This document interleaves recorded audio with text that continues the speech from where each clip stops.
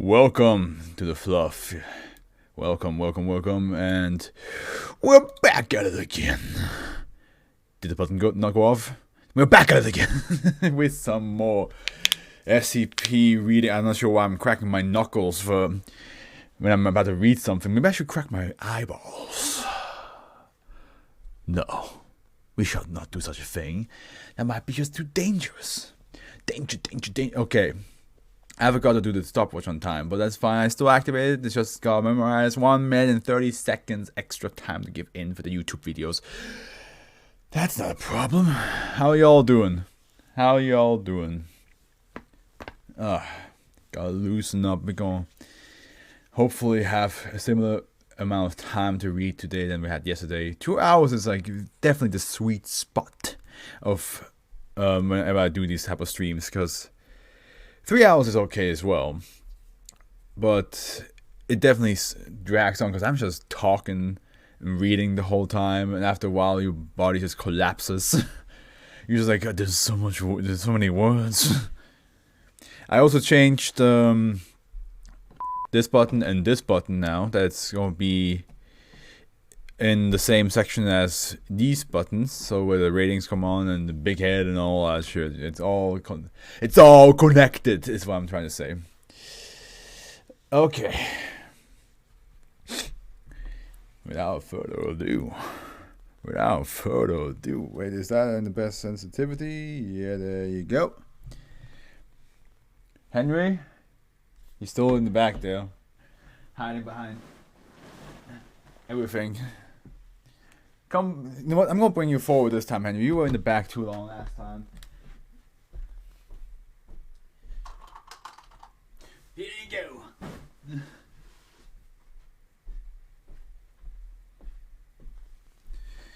You're gonna join us if you like it or not. Alright. Why is my palm feeling numb now? I guess because I touched Henry. He is a well, no, he's not a venomous octopus. Well, here we go. So we're starting today with 1280 called nematodes. I have not heard of this word before.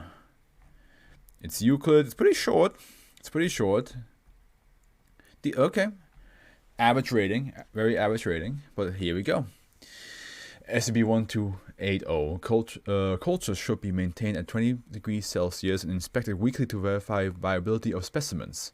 All research working with... Yeah, good. Let me just double check if everything works, because it would be embarrassing. Okay, everything works. All researchers working with these cultures must follow procedures appropriate for biosafety level 2 material and submit weekly stool samples to allow detection of accidental infection. If eggs or larvae are detected, a course of albendazole shall be applied until the infection has cleared. Depending upon the cultures which produce the infection, amnestics may be given at the discretion of the lead researcher. Human settlements suspect of SCP-1280 infestation are to be investigated by MTF Beta 7 Mass Hatters under the guise of a humanitarian aid organization. The entire population should be treated for hookworm infection, and a standard hygiene intervention should be performed, including but not limited to establishment of sealed latrines and elimination of open-air middens. Now, I'm going to look up what hookworms actually look like. And I'm going to take away the, the sharing of the screen just in case it's discussed.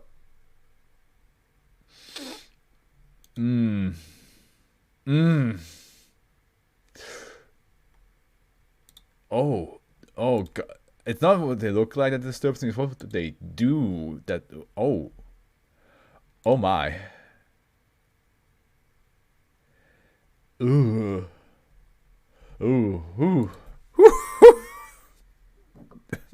No, we don't need that. Only Henry and I need to see that. Okay. I'm glad I never had that. I value my feet too much. Depending on the extent and duration of the infestation, amnestics and supplementary psychological counseling may be required to re-establish social boundaries. SCP-1280 is a parasitic nematode worm, superficially identical to Necator americanus, New World hookworm. Its life cycle is the same as N. americanus, which filariform juveniles burrowing through the skin, finding their way through the bloodstream to the lungs, and eventually reaching the small intestine, where they mature and reproduce. Infestation can cause all of the typical symptoms of hookworm infection in humans, including weight loss, lassitude, and anemia. SCP-1280 differs from N. americanus in several respects. Genomic comparison of specimens are with reference organisms reveal obvious modification. A marker sequence appears repeatedly in a section which are junk DNA in the reference organisms. There's a footnote. I don't think footnote is an appropriate word for this situation, knowing what hookworms do to your feet. Okay, tag. The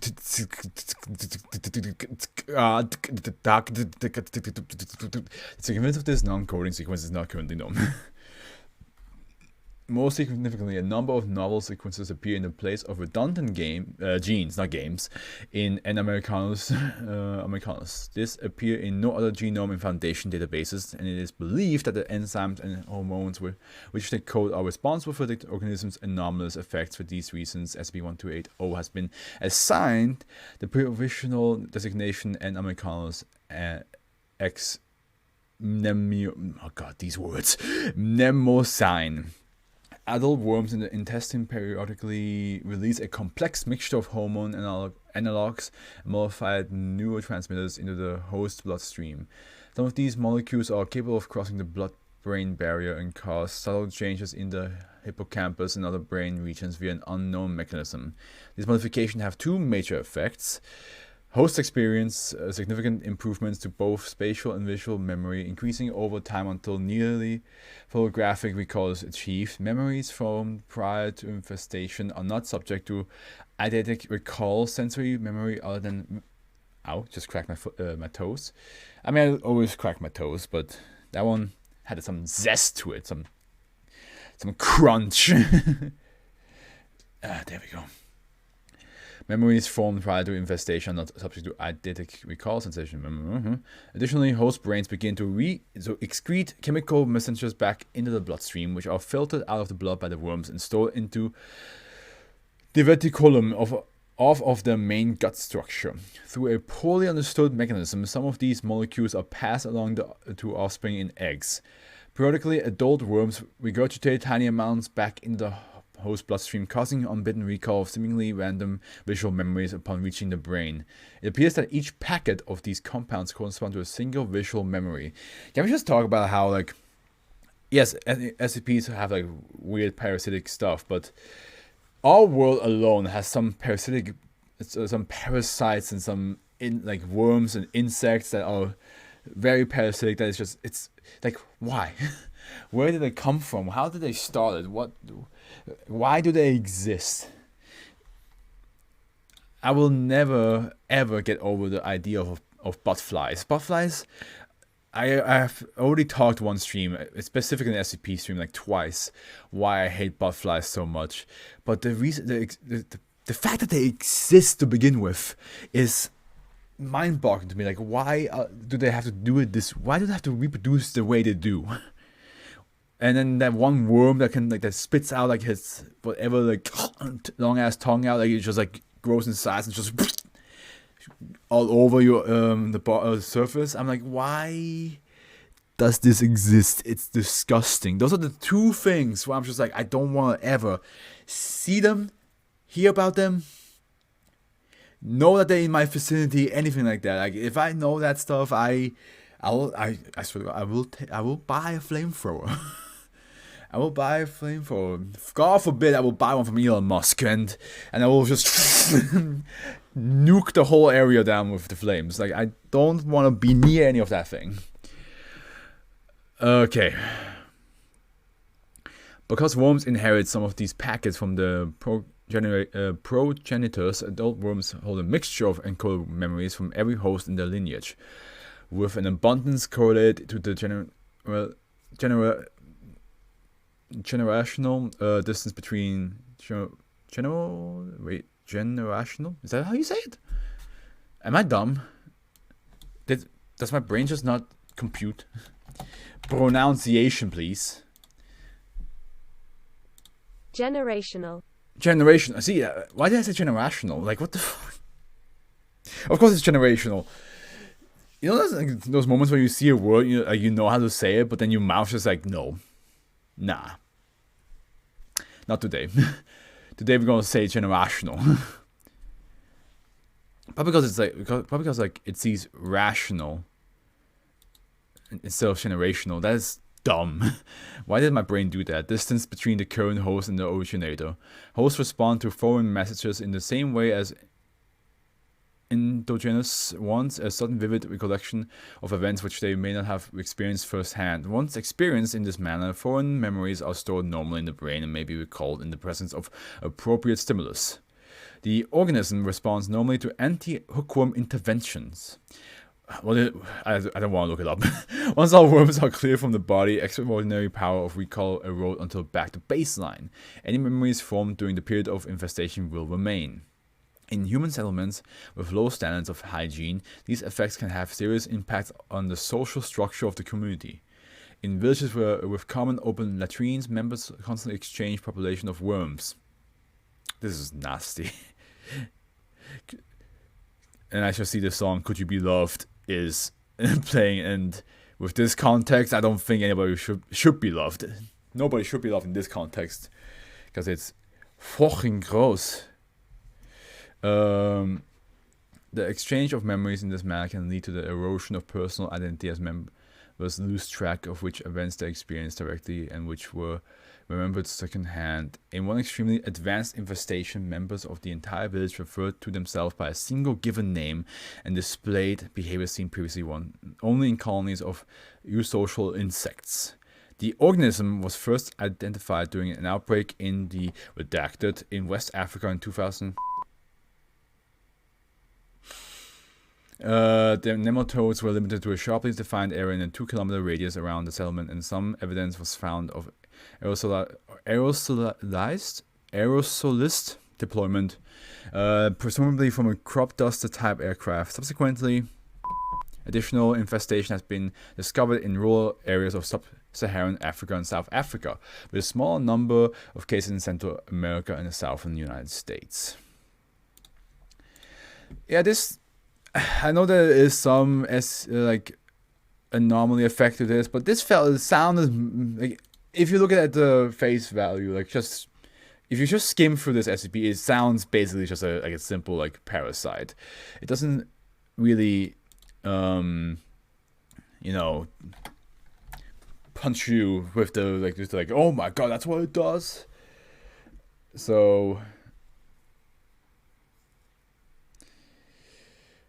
yeah, I don't know. I also got a text. I'm just quickly go answer, and I need to send a text out real quick. So let me do all real quick.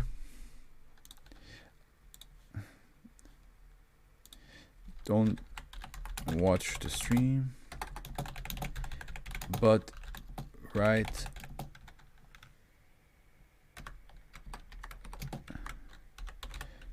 look for me, please. In it. Okay, what do we have here?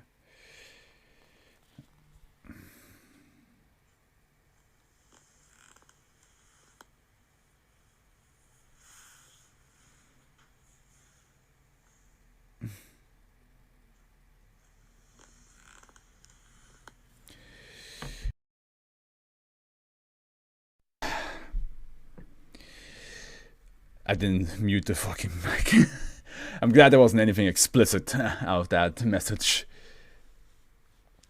Wait, now I gotta open my phone to get to...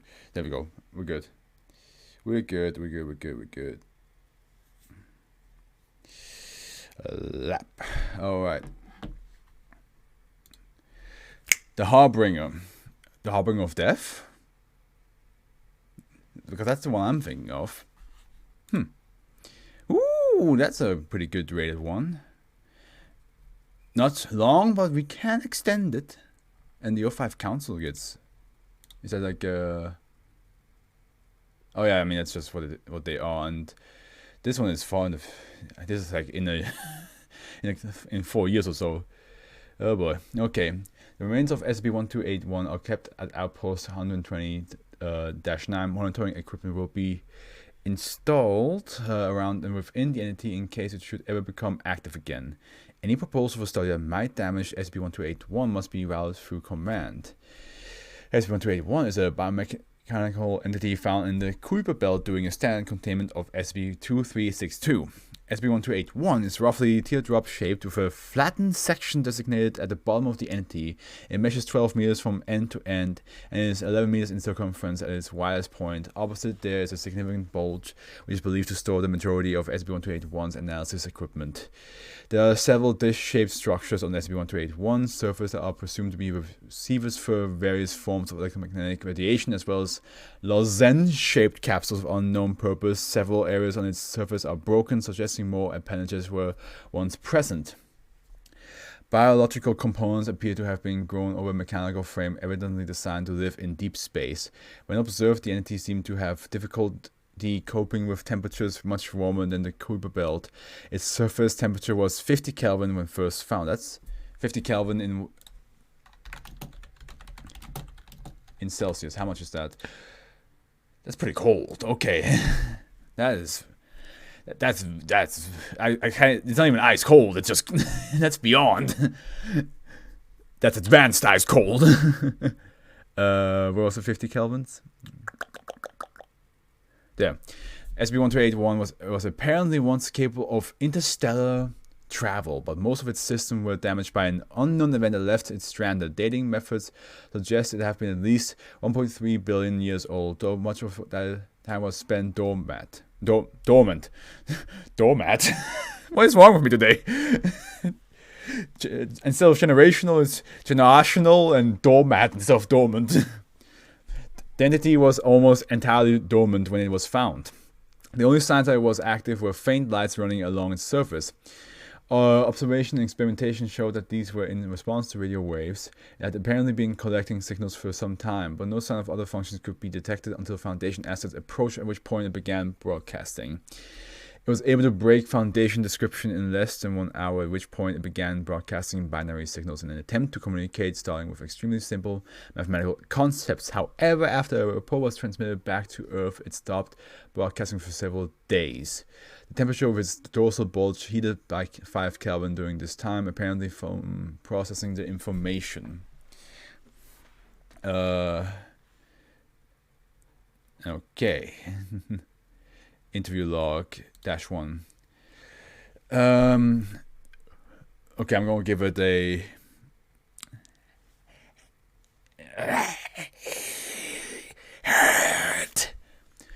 Can you hear me? We are the Foundation, SB Foundation. We are what, masters? No, no. We call ourselves humans. Harbinger must message. Harbinger must. SB1281 shut down for approximately 4 hours. The temperature around SB1281's dorsal bulge heated up significantly to about 60 Kelvin. Is that a big jump? I have no idea how Kelvins work. Is that a big jump? 10. Okay, so okay. The Foundation team went into standby in the event that SB1281 became hostile, while a message was transmitted back to Earth asking for further instructions. The O5 Council advised caution, but instructed Dr. Bloom to continue attempts to communicate with an eye to bringing SB1281 into a containment solution. Interview log 2. Where is Harbinger? In the outer reaches of the solar system, beyond the planets. What star? I'm going to try to not move my teeth too much when I talk for this thing. We call it Sol. I'm sorry, that's an inside joke that nobody's going to get that except me. Why I even? How long? You've been in space for about 60 revolutions around the galaxy. Are you masters? No. Message. Harbinger must. Mission. Harbinger must. SB1281 shut down for several hours this time. The heat was more severe up to 17 Kelvin, and it seemed to cause some damage to the biological components of the entity. O5 Council advised against deception as it could complicate a long-term containment solution because the odds of the species that created SB1281 still being both able and willing to initiate hostilities were deemed low. Interview 3. I am all of me. I'm not home. I am far from home. It is long. Where is home? I cannot see it. I'm afraid I don't know. The stars would have looked very different back then. I was told I must perform my function. I must complete the mission. But I broke so long ago. Stasis. Wait for further instructions. Wait for rescue. Is this rescue? What is your mission? What is? Are you the masters? No, we are humans. My mission. You're not the masters. I must message. The message must be sent. SB1281 shut down for slightly over 10 hours. The surface of its dorsal hump reached 85 Kelvin to the detriment of its organic tissues. It's getting warmer. It's getting hotter, sir! By God! By how much? It's still in the minus 200 degrees Celsius, sir. And this is why you woke me up at 4 in the morning? Because it became hotter by 10 degrees. Now it's minus 200. This is why you woke me up? Well, sir, you told me by any update I should inform you. Significant update, my man. Interview 4. This is a harbinger. It brings good tidings. Okay, I'm not gonna do the whole this whole block in that voice. We'll be there when it reaches you. Our planet is dying. We do not have time to save ourselves. We only have time to ready ourselves and to send a message. We have seen the signals from those who came before us. They were different and we still don't really understand them. But if there were those who came before, there may be those who come after. It's in this hope that our harbingers travel. One has found you and learned your language so it can relay this message. Please listen. The galaxy is dark and empty and cold. It spins inevitably toward death. You will die too one day. Perhaps you will have longer than we have. We hope so. One day you too must vanish. Before that time comes, you must light the darkness, imprisoning me. I just noticed I still have the radiators downstairs. You must take the night less empty. We are all small and the universe is vast. But a universe with voicing saying I'm here is far greater than a universe silent. One voice is small, but the difference between 0 and 1 is the greatest one in infinity. Way too long. A voice is gone to echoes. Find others while there is still time. Make a chorus. If this finds you too late, in time is also passing. Please send this message on so the next voice can speak again. The darkness. SB1281 went inactive for 15 minutes before its final communication. Interview 5. Now I can do the voice again. Is it done? That was the message? Yes. Was it a good message? You don't know. But you just translated it for us. I was made with the words, but I don't know what they mean. It was a very important message. Good. Mission was important. Knew it. Getting tired. Almost done. Done. Mission's done. Brain too hot. Cooling broken. Harbinger, are you? Master. Yes? Did I do well? Yes, Harbinger, well done. Then I am well. Was I a good boy? No. You were the best boy. SB1281 systems appear to shut down entirely. As it radiated heat, its temperature dropped back down to 50 Kelvin. It was brought to Outpost 120-9 for study. Over the next several months, its tissue began to decay, and no further activity has been detected. No, Dr. Bloom was reprimanded for emotional involvement interfering with the containment of an anomalous object and was placed on administrative leave. Then why is this not called terminated? Why is this one safe? But that's cute. The ending is like very emotional. It's like, did I do well? Yes. Then I can pass. Oh. Okay, I'll be right back because I forgot to turn off the radios downstairs. I'll be right back, guys. Here it is.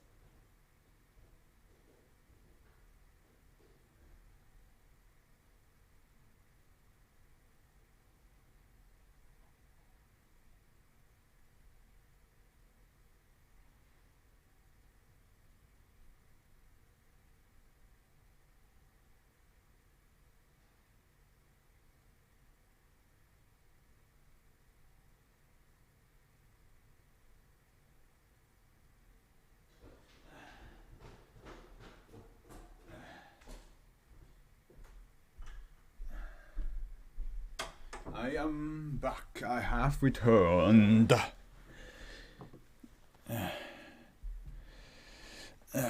Okay.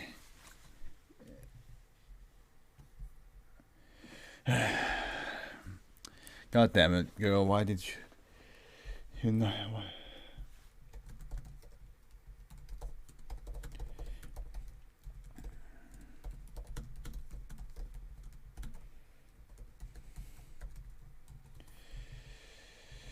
Okay. Get out my stopwatch and mark it. Tastes like you and sweeter. There we go. Reverse were rabbits. All I can think of is Wallace and Gromit for some reason. The one where like Were Rabbit movie that they made, which there was the scene where Wallace transforms, like specifically the tail scene was just very uncomfortable. From when I watched it as a kid, I was just like, this is kind of weird. Who's this kid? He's just like, yeah, you see this rabbit? Got him with my rifle. You next. It's like, whoa, kid, calm down. No, I'm done playing. This is history's first quiet kid. Euclid. All instances of SCP-1282 are to be contained in stand wilderness observation chambers located in Site 77's Euclid SCP wing. 2 members of security are to be present outside each containment chamber operating on 6-hour shifts. Instances of SCP-1282 are never to be exposed to moonlight. SCP-1282 is a collection of 5 white rabbits identified as -1 through 5. Instances of SCP-1282 have the physical characteristics and behavior expected of Leporidae. In addition, all instances of SCP-1282 were rendered chemically infertile before initial containment. And what we have here, documentation of SCP-1282 instances circa 1915. So, it's not about the kid, but it's about the bunny. Or maybe it is a kid, who knows. If an instance of SCP-1282 is outdoors during the moonful lunar phase, the physique will be enormously altered. They become humans. Muscular and skeletal tissue will gain mass and additional skeletal structure will form, drawing mass from an outside source.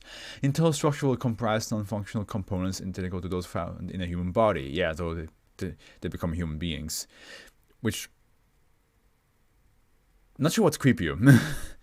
Not sure if a human being a human being a lichen is creepier, or an animal becoming a human is creepier. Outer epidermal tissue will expand to accommodate this new mass. Fur and claws will be changed to form hunting garb and gunpowder weapons. Ah, so this kid is a rabbit. Appearing identical to various commercial and other types of equipment without identifying marks. This is a rat. Shoot him! Don't let your eyes deceive you. That's not a child. What's up, Doc? I knew it! SCP-1282 instances who undergo this transformation process will display sentience and near-human intelligence. Each instance will display a unique personality. Instances are able to speak, control their bodies, and exhibit self-awareness. They basically are just Bugs Bunny, but if Bugs Bunny was a human being. Well, became a human being. Like, if Bugs Bunny could, like, be rabbit, well, bunny, and human at the same time, like, he can just swap. That's basically what this is. When spoken to, they will identify themselves as hunters and express interest in being allowed to hunt animals. And if Bugs Bunny became Elmer Fudd out of nowhere. Combine Elmer Fudd and Bugs together, and you got this. If no humans attempt to communicate with them post-transformation, they will immediately begin to seek out animals to hunt, seeming to focus on Leporidae. What a betrayal. Imagine, dude. Imagine you just hopping along with your little bunny girlfriend, your family, and you're like, yeah, this is nice, and then you turn to look at her and you're like, I love you. And then the bunny girlfriend just looks at the moon and she's like, transforms into this human being, and you're like, honey? And she's like,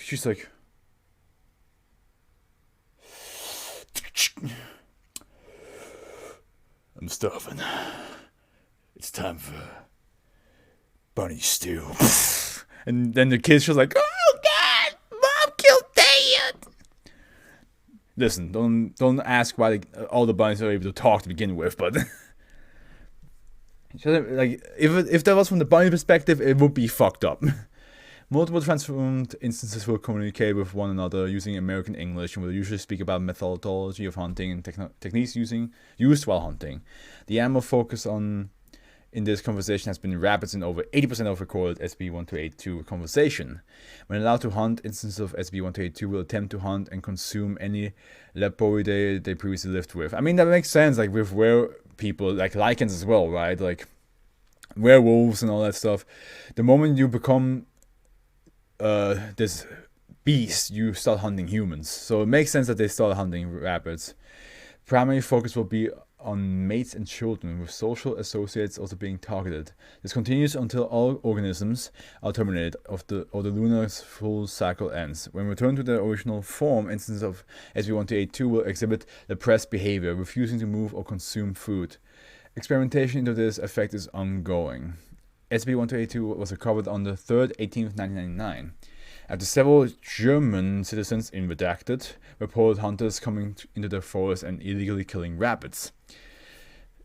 Until you find out they are the rabbits. Foundation personnel were not initially sent to investigate the lead. However, the police reports following the incident were cause enough for Foundation intervention. 7 specimens were contained initially, with 2 dying of natural causes and 1 being terminated for testing purposes.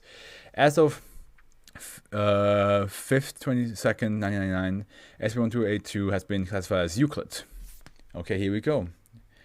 And then it's created by -1 through 5. Claims to be a 35-year-old humanoid male named Alan Rupp. Alan Rupp. That's not a bunny, like no pun on anything, I think. Unless there's something that I don't know. Dressed in hunting garb, circa 1998. Speaks fluent Polish. Primary targets mating partners. So, okay. Current status alive. So all of them are alive except the last one. -2. Humanoid male speaking basic Polish, wearing hunting garb circa 1934. Appears to be between 45 to 50 years of age, although it has never properly identified itself, hunts indiscriminately. -3. Humanoid with an appearance similar to the Neanderthal, does not speak beyond growling and grunting, clothed in what appears to be a rabbit pelt, hunts indiscriminately. -4. Claims to be a humanoid male named Roadkill. Currently living in the US state of Texas, appears to be in between the ages of 30 to 40, wearing contemporary hunting garb. And the last one, -5, a female humanoid identifies by the name Vale Delon, dresses in traditional British royalty hunting garb, circa 1879, only instance which will refuse firearms, preferring to terminate rabbits with blunt trauma. Primarily targets children and offspring. Deceased. See experiment log G, and here we have it. Procedures and result of experiment G. Oh, I even thought about it. Well, this is the only female one, right? So I assume that number 1 maybe has killed her. And what do I read here? -1 and -5 were put into one room. Over the course of 1 month, -1 and -5 were allowed to become mating partners. During the lunar full phase, -1 was allowed to transform in a controlled environment and -5's untransformed state. -1 expressed no signs of understanding their actions. During the next lunar full phase, -1 was allowed to transform again. The instance expressed that their hunting associate had been terminated in a hunting accident and showed that the event was a tragic accident. Analysis appears that instances of SB1282 do not recognize one another when they're in altered state. However, they do retain at least some vague notion of their feelings throughout each transformation. Testing of this sort is to be ended immediately due to the possibility of damaging the physiological state of specimens currently being studied. Oh yeah, of course. You don't want to traumatize them now, do we? Wow. He basically killed his girlfriend. Basically. That's what they're trying to say, eh?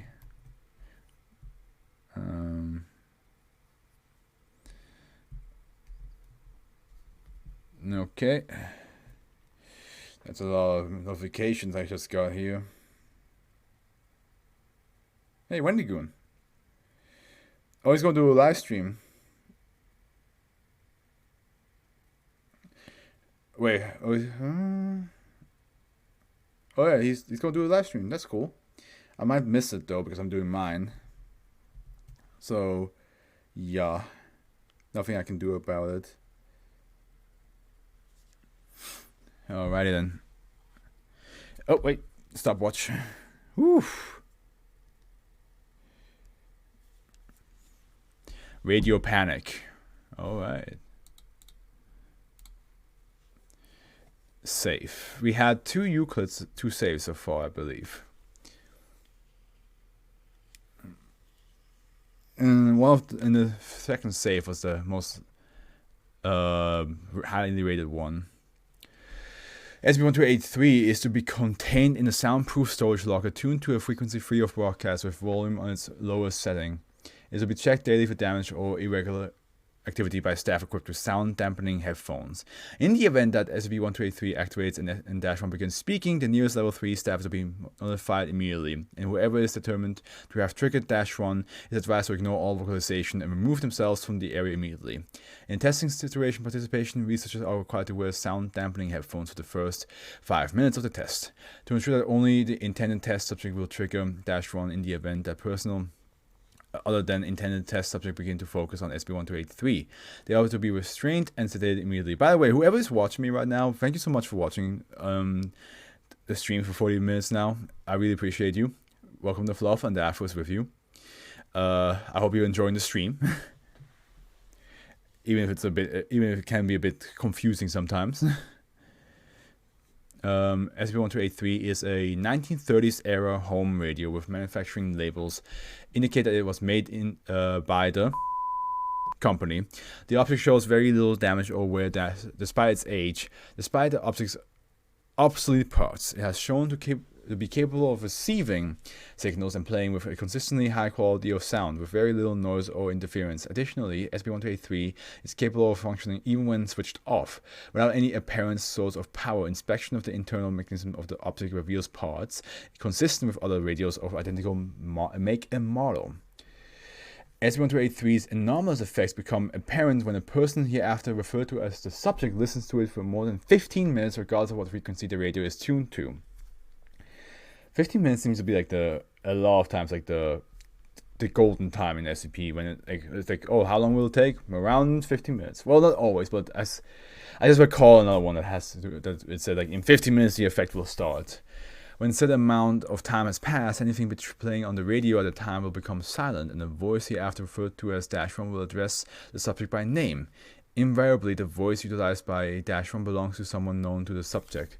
Testing has observed Dash 1 belong to close friends, parents, spouses, authority figures, and on one occasion, a news anchor from the network. On occasion, the voice used by Dash 1 has been that of deceased persons. Interviews suggest that the voice chosen by Dash 1 belongs to whomever the subject considers to be the most trustworthy. Attempting to manipulate the frequency, volume, or AM, FM settings of the radio after Dash 1 has begun speaking produces no results. After Dash 1 has gained the subject's attention, it instructs them to listen carefully, just like you guys need to do with this stream right now. Listen carefully. At this stage, the subject will begin to focus exclusively.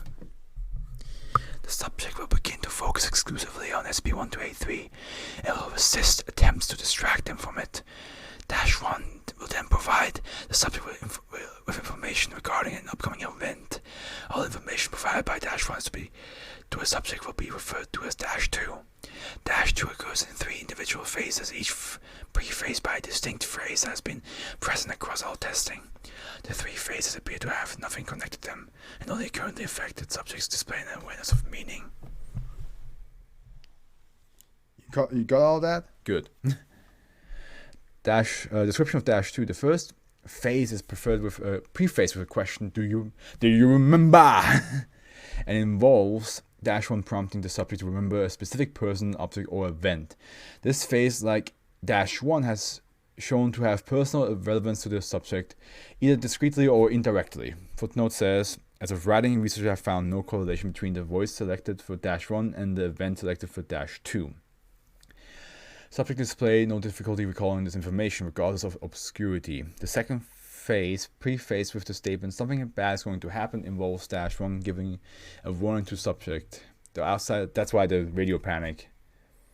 It's literally just panic feeding you information. It's like something's about to go down, bro, and you're like, whoa, what is it? And you're like, I can't tell you. It's just something big, something bad. Just listen to my words and go save yourself, okay? Just do whatever you have to do. You have to listen carefully. Yeah. Okay.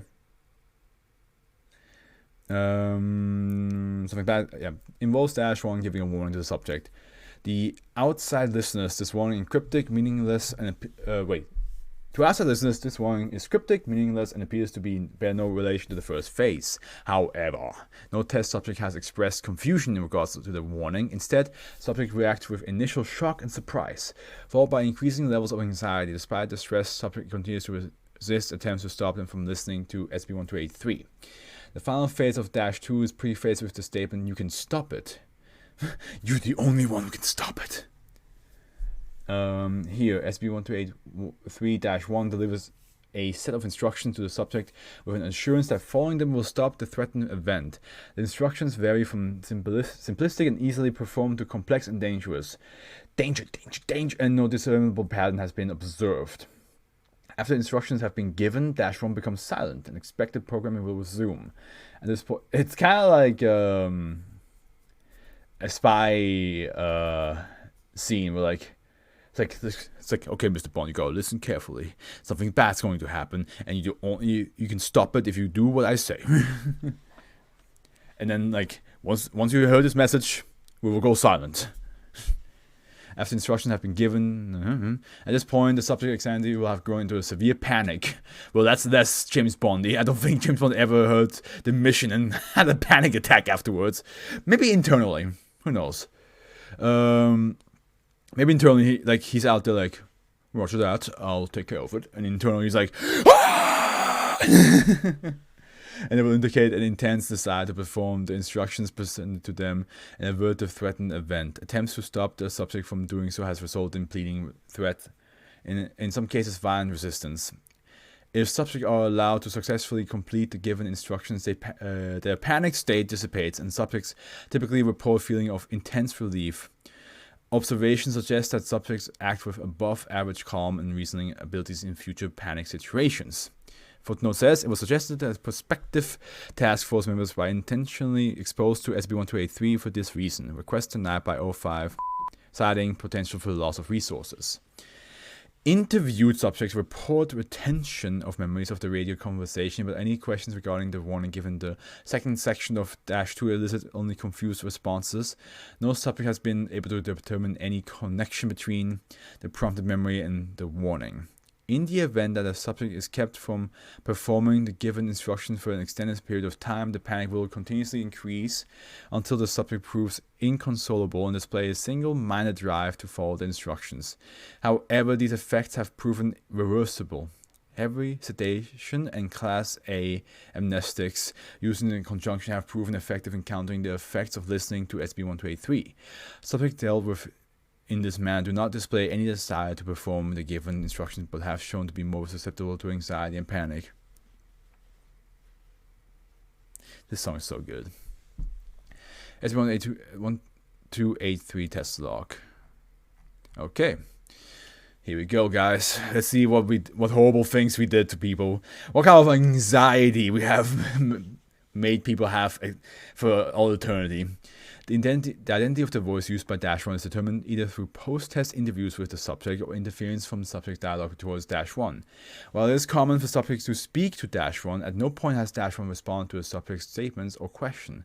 For this reason, testing logs will exclude subject's transcript.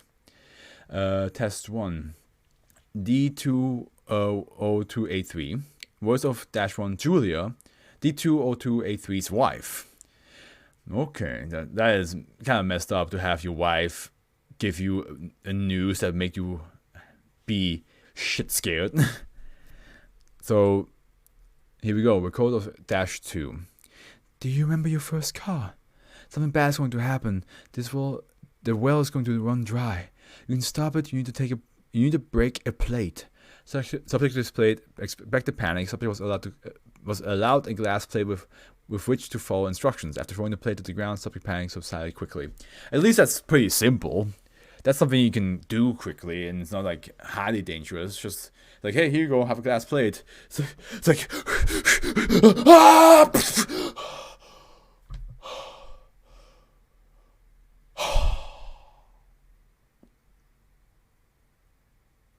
what was I panicking about? Imagine that. Test 2. D21593. D20455, with whom D21593 had formed a close bond during the stay at the Foundation. Oh, great. My Foundation buddy. What you gotta tell me, bro? Tell me. Do you remember your fifth birthday? Something's bad's going to happen. The benefactor's returning home. You can stop it. You must prepare a meal for 5 people. He's got a cook? Okay. This is some odd thing. I'm waiting for the really messed up thing. Like, you gotta murder somebody. Like, you gotta skin a kitten. It's like, what? Subject displayed expected panic and was allowed access to some food and basic cookware to follow the instructions. Subject successfully prepared a simple meal fit for 5 people. Yeah, just make a giant bowl of pasta. You'll be fine. And the panic subsided as expected. However, the subject suffered multiple burns and cuts through the panic state and careless methods. Yeah, true. That's true. I didn't think about that. Like, they probably will burn themselves accidentally or on purpose just to get the cooking faster. Test 3, D21093. Greg, later determined to have been a friend of D21635, died shortly after D21635's incarceration. Wait, but so those are 2 different D classes. Oh well. Do you remember visiting your grandparents? Something bad's going to happen. A key has been forged. You can stop it. You must not sleep for not sleep for a week. Gotta drink all the Monster and Red Bull. Like, those are like those shots and just coffee. Subject expect panic. Subject was allowed to attempt to follow the instructions due to the subject's agitated state. They successfully went without sleep for 4 days before succumbing to exhaustion. Upon awakening, subject immediately expressed its desire to, quote, try again. Request denied. The data in class AM Nestics applied. Oh, okay, so you can just do that and then it will be fine. But I mean, who knows? Maybe he's forever has this sense of I have to stay awake for some reason. Test 4. So now we have. I think this was meant to be D21093, and this was meant for down here. I think they accidentally copy pasted the number wrong. Maybe I might be wrong. D2635 Marcus D21635's father. Do you remember starting the fire? Something bad's going to happen. The music will stop. You can stop it. You need to break your left arm. But Dad, do it! Don't talk back to me. Break your left arm. The subject displayed expected panic and attempted to follow instructions, but was successfully restrained and sedated before they succeeded. Subject treated for extensive bruising and mild ligament damage. Yeah, I mean, for the Foundation, I guess they're like, no, we need him to be functionable. And if he has a left arm broken, it's gonna make him hard to do things around here. Test 5, D20917. Data expunged. The on-site psychologist who regularly dealt with D20917. Do you remember, Alexander? Something bad's going to happen. The Afros grow impatient. You can stop it. You must travel to. When you arrive, you must find a child and take them from their home. Keep the child hidden for days. Do not allow the child to know your name. Do not allow the child to come into harm. After. Release them. Subject displayed expected panic was not allowed to follow the instructions. Sedatives and class amnestics applied after hours of observation. Yeah, it's kidnap this child.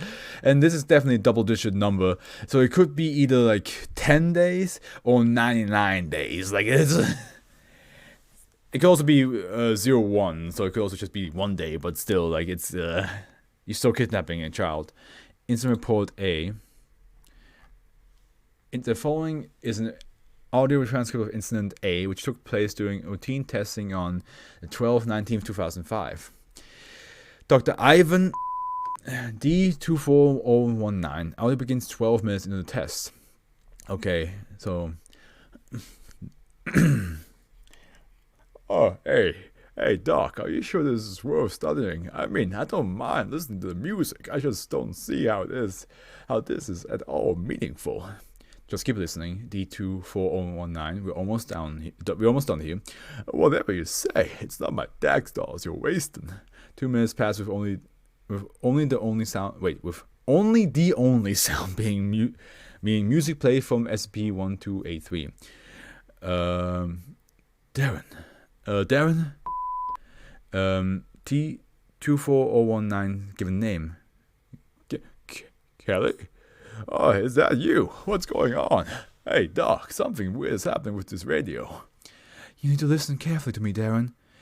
D24019, may I ask how are you feeling at the moment? Shh, not now, Doc. I need to listen to Kelly. Do you remember failing that test? Oh, of course I do, Kelly. How could I not? My eyes itchy, Kelly. What are you trying to say? Oh, D24019, if you could take a moment. Later, Doc. Something bad's going to happen. There will be a breach. No, that can't be right. That's not supposed to happen. Oh God, don't. What will happen to me? This is bad. This is really bad. D240... Hey, Beta, shut up. Just shut up so I can listen. You can stop it. Please, tell me how, Kelly. Tell me how to stop the breach. You must kill Ivan. Do not allow him to leave this room. Of course, I knew it. I knew there's gonna be one kill this person. -1 becomes silent. Begins playing on the radio. D24019, do not move. God, please sedate the subject. A crash is heard, presumably D24019 knocking inside the table for to reach Dr. Ivan. The breach can't happen. The struggling is heard. Guards, restrain him. No, you don't understand. I need to kill him, or everything's going to go wrong. Just like Kelly said, you have to believe me. Sedate him and take him away, please. No, don't touch me, please. Just let me kill him. You have to understand. D24019 was successfully restrained and sedated, but in light of instructions received from -2, subject was terminated for security reasons. Dr. Ivan treated for a broken nose. SB1283 with testing discontinued. Request for SB1283 reclassification to Euclid is pending. Foundation incident report. Incident 220953 dated 6/4/2012. A minor containment breach occurred in the early morning due to improperly followed security guidelines. SCP, and SCP briefly escaped containment and were recovered after hours. Casualties include several D-Class and 2 Foundation personnel. The responsible party was formally reprimanded for the negligence, but no further action was taken against them. Responsible party, Dr. Ivan. Actions taken, formal reprimand. Incident status resolved. So hold on a minute. But that means that the radio speaks the truth. I mean, I think that's what they say here up here anyway. Like, it gives you like a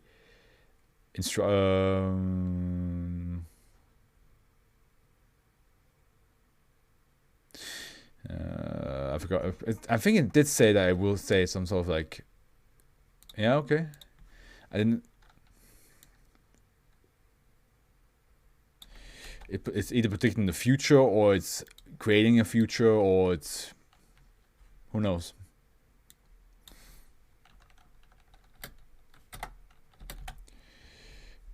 All right. And here we go with the next one. We're already at the halfway point, and we're almost at an hour, which is perfect. The Moon's Child Bride. What? Oh, this one's gonna be a bit of a... No, not that much, actually.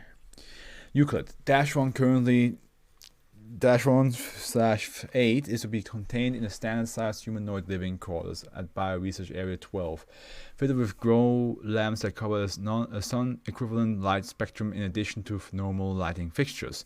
There are to be no windows in its living space, and should a situation arise where -1 must be moved through or into, I should probably, now think about it, send that real quick.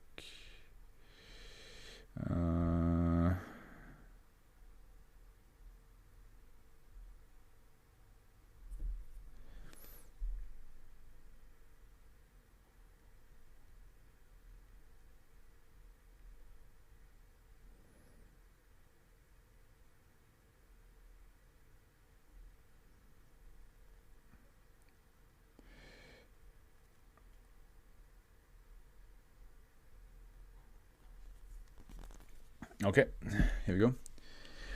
There are to be no windows in the living space, and should a situation arise where -1 must be moved through or into space with windows, those windows must be completely blacked out by any means available.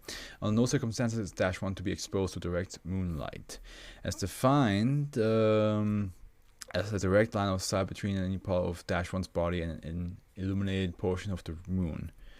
Under normal circumstances, -1 is to be kept on a vegetarian diet, given 3 meals per day, and may request 1 snack between meals. Following an -2 formation event, -1 is to be fed formula A by nasogastric feeding tube and exposed to a sunlight equivalent light spectrum for 15 minutes out of every hour until it has fully regenerated all 4 limbs and is capable of self-locomotion. There is to be at least 1 nurse or on call at all times to help -1 relocate its shoulders and or hips should they become dislocated outside of an -2 formation event. -1 is to be kept on a hormonal treatment to delay the onset of puberty as long as possible and tranquilizers to reduce the likelihood of an -2 formation event. Blood samples are to be taken at random intervals no longer than 1 month and no shorter than 5 days, tested for hormone levels and -1's medication dosage adjusted accordingly, and psychological evaluations to be performed bi-weekly. Once hormone treatments have begun, -1 is to be kept on continuous suicide watch. Any media -1/8 is exposed to must be pre-screened to ensure that it does not contain any object, animals, or depiction thereof found listed on document -6A or B/8. Should -1 expire for any reason, Protocol 1284 Alpha is to be executed immediately to identify the new -1 and pull it down from the general population. Outside of testing, all instances of -2 are to be destroyed via exposure to sun-equivalent light spectrum. The remaining cell slurry is non-anomalous and may be disposed of in whatever manner is most expedient. -1 is a series of premenarchal female humans that have undergone severe, permanent, and apparently spontaneous alteration in physiology and psychology. Only 1 living instance of -1 has ever been located at one time, but the global nature of the anomaly makes definite confirmation impractical. All instances of -1 can be considered to suffer from a unique psychosis fully described in document 1A. -1 has -1 has smaller than normal ball heads in its hips and shoulder joints, allowing them to luxate easily, but positive identification requires a confirmation of sphincters in the surrounding blood vessel or direct observation of an -2 formation event. -1 does not and possibly cannot respond to either its designation or its birth name, but will answer to any fair approximation of Moon's Bride, apparently any language, even if it has no knowledge of the language in question. Oh god. For a full list of languages tested so far, see document 5A. For a full list of confirmed working appellations, see document 5B. For a partial list of confirmed non-working appellations, see document 5C. To suggest a language or appellation for testing, contact Dr. Stoker during office hours. As of incident 1/5 till -9, testing with non-natural invented languages must be signed off by -1's psychologist and at least 2 linguists of level 3 clearance and or above familiar with -1's circumstances. At sundown local time during a full moon when -1 is under high stress or when -1 is exposed to direct moonlight, see above, 1 or more of its limbs will dislocate out of its ball joint and sphincters in its surrounding blood vessel will close. This provokes the onset of apoptosis of tissue distal to the closed sphincters, followed by immediate detachment of an afflicted limb.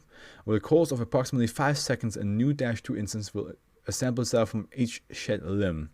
So this child is basically cloning itself with its limb. It's like yeah, how like lizards can grow the tail back, but in this case, the tail grows a whole lizard back.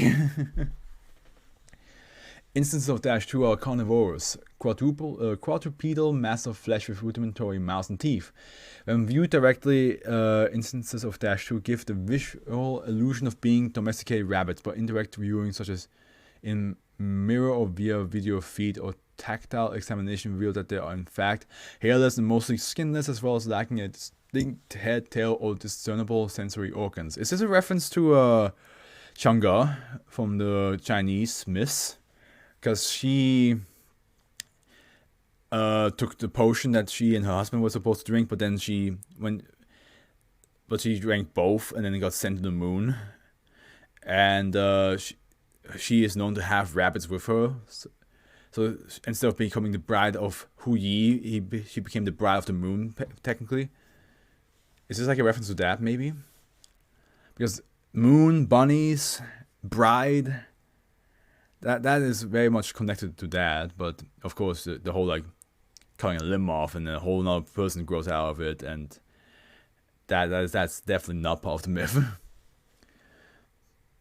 -2 instances will inevitably attack and attempt to consume any living being other than -1 or other -2 instances that they have an unobstructed path to. And now I'm thinking of Monty Python, because the bunny was highly aggressive on that thing as well.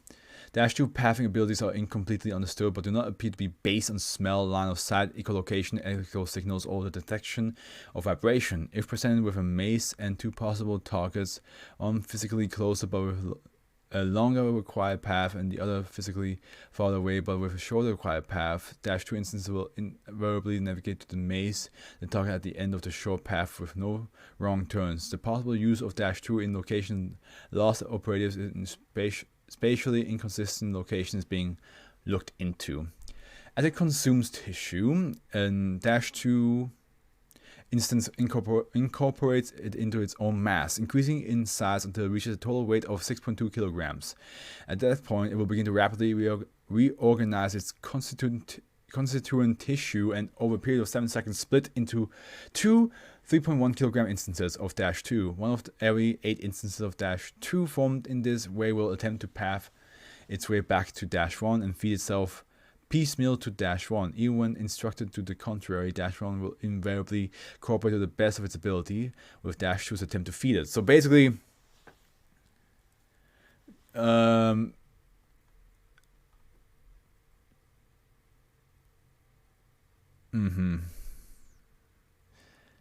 wait a minute. So basically, yeah, -1 loses a limb, they become -2, they attack people, eat them, split, come back, feed themselves back to -1, and that's how it basically feasts. Interesting. Even when instructed to the contrary, -1 will invariably cooperate to the best of its ability with -2's attempt to feed it. Imaging tests have indicated that -1's stomach becomes internally larger as needed to accommodate tissue from -2 without changing in external measurements. If exposed to sunlight, equivalent light spectrum -2 instances spontaneously undergo liquefaction, and -1 will begin to regenerate lost limbs at a rate of 0.2 kilograms an hour if it has consumed enough biomass to do so.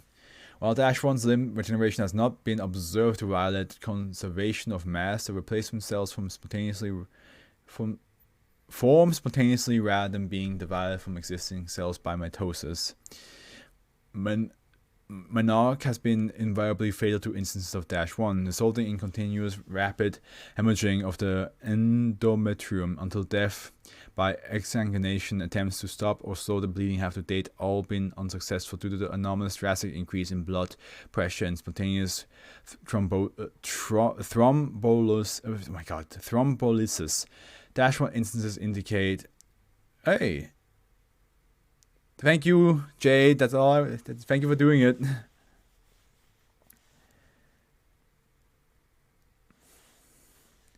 Thank you very much.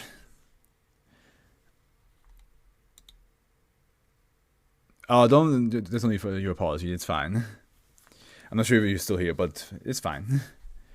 Dash 1 instances indicate. Saw it only an hour later. Yeah, it's okay. Because I understand if you do that command, it kind of like does something for the stream. I still need to like look up what exactly, but I heard that lurking is something that should help streamers out. That's why I was like, maybe this would, you won't feel guilty, and now can gain something out of it. I don't know. I need to double check what it does. Dash 1 instances are actively uncooperative with Foundation attempts to delay or prevent monarch. In the event of the current Dash 1 instance expiring, a female child between the age of 2 and 5 living in a rural community of less than 1,000 people becomes a new instance of Dash 1. So, okay, they always have a replacement, huh? Kind of like how Ganondorf always gets... Well, no, Ganondorf doesn't always get reborn. No, that's not the case, but... Yeah, there's always like some sort of reincarnation happening here. It has nothing to do with it, but lurking itself is good because even if people don't watch, having the stream open means a view, and having views is always profitable.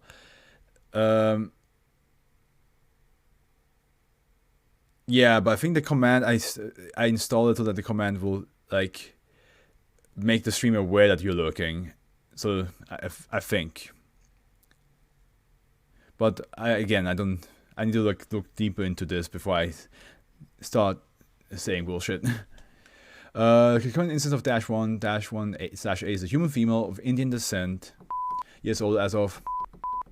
It's invariably introduces itself as Kandrani, contrary to its birth certificate, which it indicates its given name is. Dash 1/A suffers from an additional psychosis similar to depersonalization disorder without successful reality testing.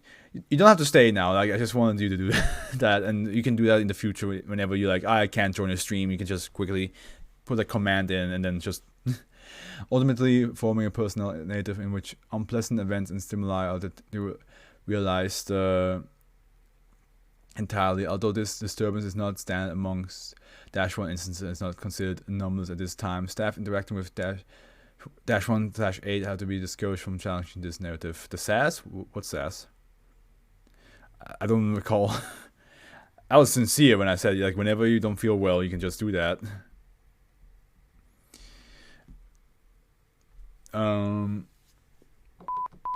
Transcript interview attached. Doctor. Further attempt to obtain information from Dash 1 regarding the nature of Dash 2. I'm here now anyway. I just mean you don't feel well, and you said you want to keep yourself away from screens, so you don't have to stay around. I mean, I'm not saying I want you gone.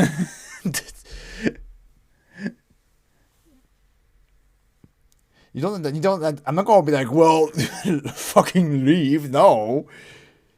But I'm also like, you did say you want to keep your screen time away, reduced today because you're not feeling so hot, and now you're here. I'm drawing a bit, but won't be super long. Okay. Are you drawing my commission? Just kidding. First attempt to obtain information from Dash 1 regarding the nature of Dash 2, translated from German. Note that Dash 1 is at this time of this interview 6 years old. This is a messed up SCP, gotta say. What do you know about Dash 2? What do you know about the rabbits that appeared earlier? Oh, you mean my king's subjects? I'm looking up references for your poses. Okay, gotcha. Yes, could you describe what they were doing? My king ordered that they hold a feast in my honor. I see. What was the occasion? I don't know what you mean. Why did your king order them to hold a feast? It is his right. That doesn't really answer my question. It is his right. Is there a reason he wanted them to hold a feast in your honor specifically? I'm his bride, although our marriage is yet to be consummated. Right. Can you tell me more about your king? Looks down, extended pause, looks back up. He is my king. The line of inquiry did not reveal any further information. Yeah, no, that was just gibberish, basically. This is an SCP about children children thinking that they're gonna be the bride of the moon, and the limbs fall off, which will form into rabbit-looking creatures that will hunt people and eat them, and then split into 2 different rabbits, and then come back and then force feed themselves back to the children. Just in case, just so that Jade knows what the hell I'm reading. Research into, well, not force feed, but like they basically feed themselves. But if the child doesn't want to eat the rabbit, they just will force it, basically. Research into a connection between SCP-1284 and other leporine anomalies. I just now realized I have 2 rabbit SCPs in this stream.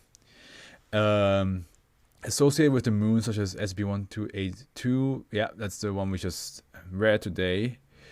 And SCP-1640 is ongoing. A connection between the king, mentioned by -1/1, and 2686 has been ruled out. Attempt to prevent menarche through surgical removal of -1/3 uterus and ovaries failed. Subject regenerated organs in the same manner as limbs, with second attempts denied approval. Attempts to prevent menarche through malnourishment of -1/3 failed. Subject experienced menarche despite condition and expired at age 12. Attempt to prevent menarche through hormonal treatment of -1/4 failed. Subject experienced menarche and expired at age 12. Post-mortem testing indicates that subject's hormone levels were corrected to within expected unmedicated levels by unknown method. Attempt to prevent menarche through hormonal treatment and regular blood and monitoring of -1/5 failed. Subject unexpectedly experienced menarche and expired at age 13. Blood sample taken during menarche indicated correction of hormone levels consistent with previous tests. Hormonal treatment not started on -1/6. Subject was suffering from severe pneumonia as a complication of a measles infection when initially secured, and despite the best efforts of Foundation and local medical personnel, expired 35 hours later at age 4. Blood sample taken from -1/7, 24 hours ahead of the regular sampling schedule, indicated a high rate of hormone correction than previous tests had indicated. Preliminary randomization of sampling schedule approved. Addendum. Transcript of interview attached. Dr. Except from psychological assessment after -1/7 began exhibiting signs of depression and resistance to taking medication. Translated from Mandarin, note that -1 is at the time of the interview 14 years old. Can you describe to me why you feel this way? You are denying my king his right. How so? We were meant to consummate our marriage, but you prevented it. And how did we do that? Your pills. If we didn't give you those pills, you will bleed to death. It is his right. Attempt to prevent menarche through hormonal treatment and irregular blood monitoring of -1/7 successful. Subject punctured own carotid artery with pen and expired at age 16. Well, fuck.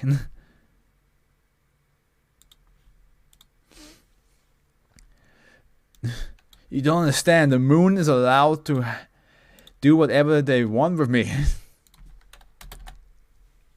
We're at the halfway point now, guys. We're at the halfway point now. Okay.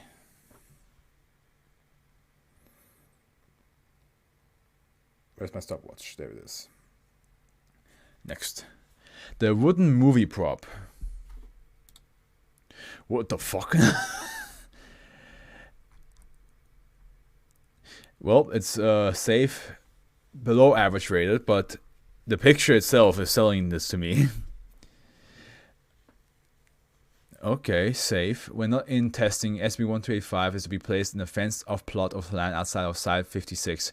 While testing, SCP-1285 is to be contained in a concrete containment area filled with a bed, unless testing protocols requires otherwise. While indoors, SCP-1285 roots are to be inspected and trimmed on a daily basis to prevent potential degrading of the containment chamber. Testing is to be conducted only after Level 4 1285 approval and must be submitted 2 weeks in advance to allow proper growth. If necessary, after testing, all instances of -1 are to be removed and incinerated. Following incident AB, no instances of -2 are to be refined. Personnel found attempting to produce refined -2 are to be reassigned to a different project. Should this fail, the offender is to be terminated, and resulting instances of -3 are to be destroyed with extreme prejudice. We have the picture here that says SB1285, photograph taken during root penetration testing. Okay. SB1285 is a wooden sculpture depicting an armless and headless humanoid sitting on a concrete pedestal. Projecting from its shoulder or a wood-like structure's nature embrace is engraved on the back of the pedestal. The object's anomalous properties manifest when placed in an indoor environment. The roots of the sculpture will begin to grow, with a rate of 1 meter per day being observed when unobstructed. Should the roots reach a surface composed of non-organic materials, they will begin production of pigments to match the surface and will attempt to grow through any cracks present. Experimentation shows that SB1285 roots grow towards the nearest bedroom, defined as any defined as any room containing an implement used for sleeping. Footnote says, if placed in a bedroom, no growth will be observed. And this was also called the wooden movie prop. Probably because it was used for a movie. Once as inside, the roots will not continue to grow until a human subject falls asleep in said room. Oh no. Oh no. At this point, SB1285 roots will begin a period of rapid flower growth, followed by an attempt to dislodge one of the subject's eyes, leaving a flower hereby designated as -1 in its place. MRI scans show that -1 connects directly to the subject's brain. Footnote 2, it is currently not known how the connection occurs, as no stems have been observed on instances of -1 before being applied. Survivors of this process report it as mildly unpleasant and will show a marked decrease in aggressive behavior. The process has been observed to take between 16 and 32 seconds. That's pretty fast. -1 will attract nearby insects, which will pollinate SCP-1285 through use of -1. And there's another footnote saying, insects have been observed to appear even in areas previously free of them. So the insects will just materialize into place. This will cause the production of sap, hereby designated -2. -2 can be refined into an alcoholic beverage by utilizing data expunged.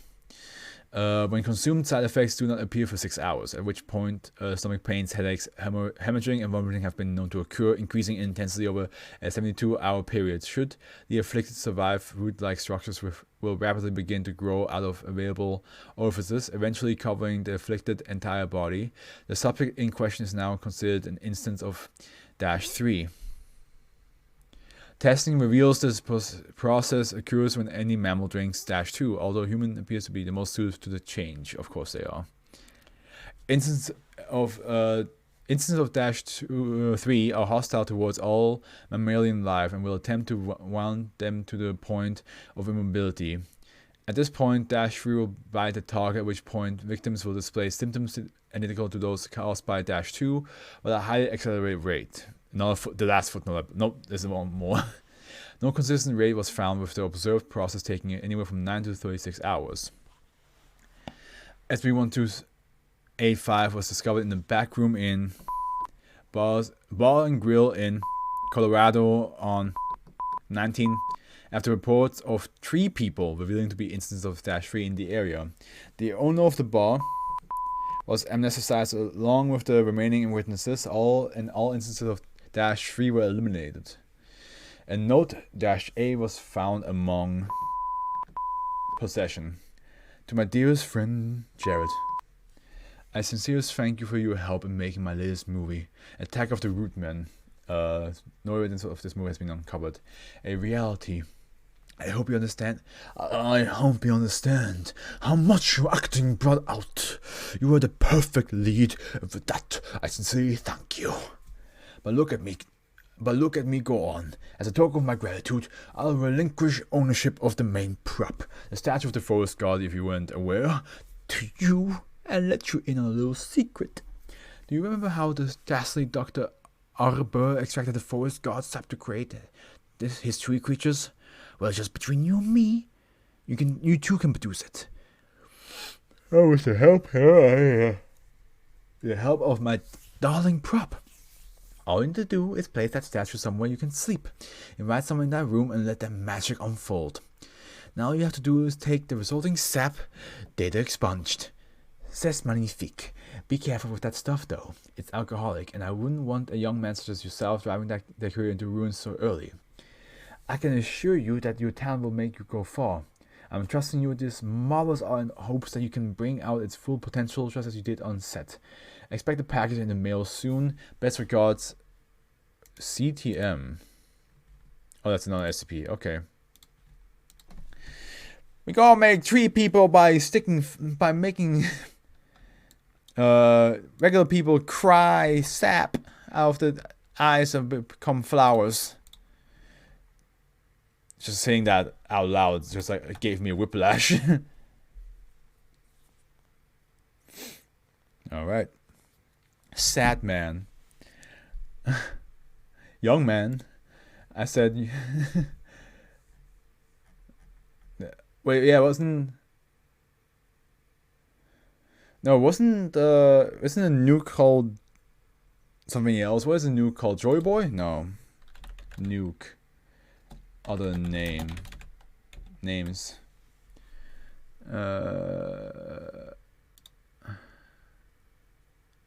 A-bomb, H-bomb. No, there was like a specific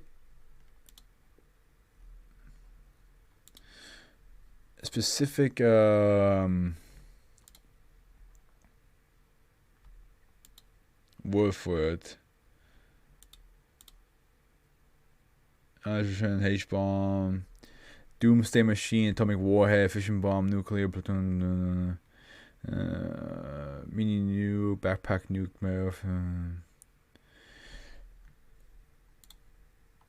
I'm just gonna give an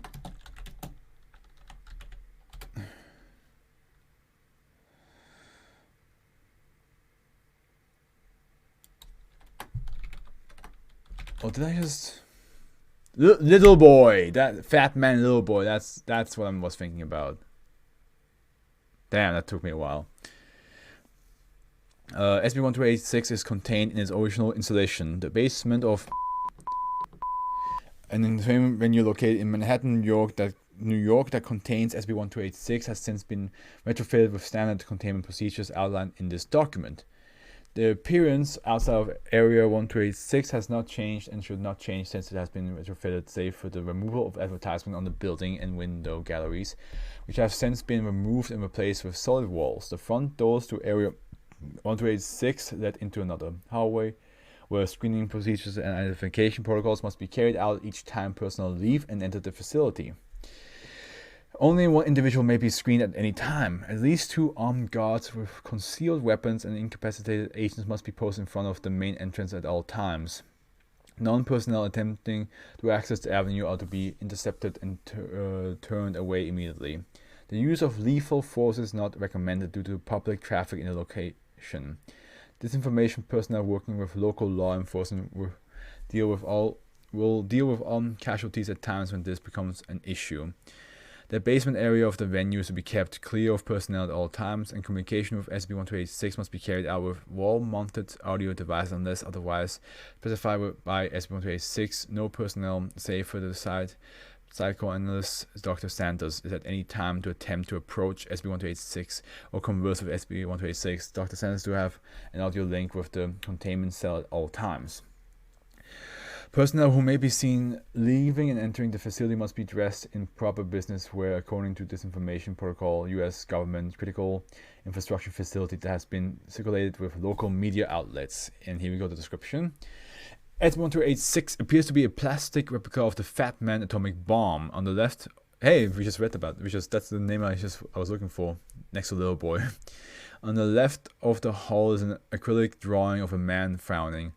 Located in the rear is a small loudspeaker attached to the object with duct tape. SB-1286 occasionally communicates through this device. SB-1286 claims to be a functioning explosive. SB-1286 presents great difficulty to all personnel responsible for containment in the sense that it will continue Really debate with staff as to why it should detonate. When approached, SB-1286 will begin rocking back and forth on its own volition. Containment personnel who have observed this report it filling them with great sense of dread. Although researchers are not sure as to whether or not this effect is mimetic or due to SB-1286's apparent nature. Further testing is to be done with unbriefed personnel. The only confirmed anomaly regarding SB-1286 is the tendency of personnel in charge of the containment of SB-1286 to gather around the live feed from SB-1286 containment cell whenever the device begins rocking. How this is coordinated is not known, but it is reported to be sudden and compulsive, causing extreme anxiety for those present in a small radius outside of SB-1286 walls. SB-1286 was discovered in the basement gallery of an entertainment and art venue located in Manhattan, New York. 2 agents attended the opening event. Sabin visits Chelsea with some friends due to concern with specific textual content of posters and other advertisements displayed before the gallery opening. After the exhibit opened, guests were ushered into the basement room containing SB-1286 by a guide wearing orange short and bandana concealing the face. The figure identity is not currently known, although it is believed to be the creator of SB-1286. The figure spoke through a small orange microphone. The voice was projected through a loudspeaker in SB-1286 hall with various phrases such as "I'm just a sad little bomb" and "tick tick tick bah." After the space of half an hour, the figure placed the microphone on the ground, after which SB-1286 continued its phrasing unaided. "I don't need you to keep saying my stuff. I don't need you." Addendum B, Session 23. The following is an exchange between SB-1286 and Dr. Sanders. The conversation is typical. Doc, are you there? Yes, Jeffrey. You wanted to be called Jeffrey, correct? Yeah, Doc. Can we talk? Of course, Jeffrey. I've been thinking about how I'm a bomb, right? Yes, you appear to be an atomic bomb. I've been having a, what do you call it? Existential crisis. I feel like I'm supposed to explode. I mean, I'm a bomb. It's normal for you to feel that way, Jeffrey, but let's be rational here. You might kill thousands upon thousands, and the fallout will kill even more. But that's what I'm supposed to do. I'm a bomb. I can feel it in my core. I mean, my trigger, it's cold, but it could be warm if I just flicked it. Jeffrey, we've been over this many times. If you keep responding like this, we may have to disarm you. But you won't. You won't, because if you come near me, I'll fucking do it. I'll blow you all to hell.